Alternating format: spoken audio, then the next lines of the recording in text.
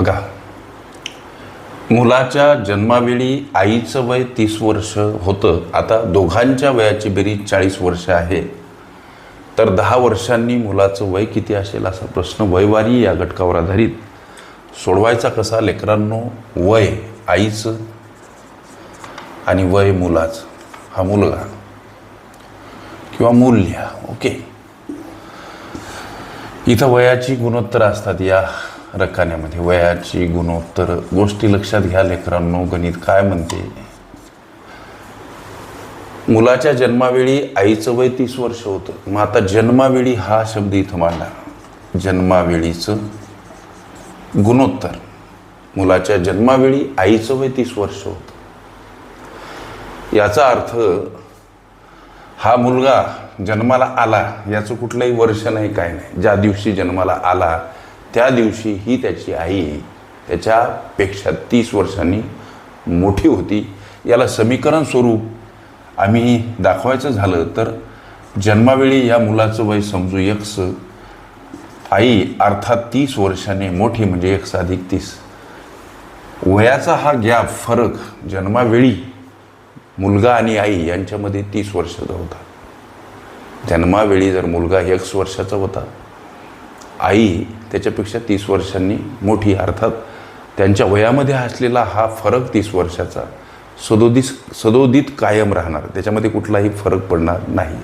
आम्ही जर प्रश्न केला की त्यांची आजच्या वयाची समीकरणं काय किंवा गुणोत्तरं काय, त्यांच्या आजच्या वयाची गुणोत्तरं, असा जर आम्ही प्रश्न केला आजच्या वयाची गुणोत्तरं काय बाबा, तर त्याचं सुद्धा उत्तर हे सापडणार x आणि x अधिक 30. का, कसं, याची कारणं अशी की वयामध्ये असलेला जो गॅप आहे तो ॲज इक्वल असणार, कधीही ॲज इक्वल असतो. आता दोघांच्या आजच्या वयाची जर गुणोत्तर हे म्हणजेच हे लक्षात घ्या, म्हणजे हा जो वयातील फरक आहे हा सदोदित कायम तोच राहतो.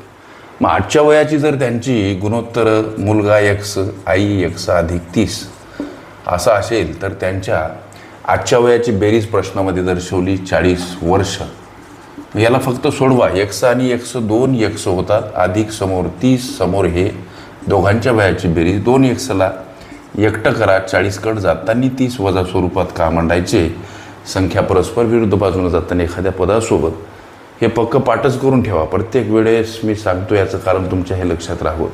संख्या परस्पर विरुद्ध बाजूने जाताना एखाद्या पदासोबत अधिक असेल, वजा वजा असेल, अधिक गुणिला असेल, भागीला भागीला असेल, गुणिला अंशस्थानी असेल, छेदस्थानी असेल, अंशस्थानी मांडावी लागते. एक्सला एकटं करा, 10 कडे जाताना 2 भागीला, आणि हा भाग गेला 5 म्हणजे एक्सचं व्हॅल्यू 5 आलं. आज मुलाचं वय, आज मुलाचं वय किती आहे, 5 वर्ष. आम्हाला फक्त विचारलं की 10 वर्षांनी मुलाचं वय काय, तर तुमच्या प्रश्नाचं उत्तर 10 वर्षांनी मुलाचं वय काय असणार. आज जर 5 आहे तर आणखी 10 वर्षांनी म्हणून 10 मिळवा.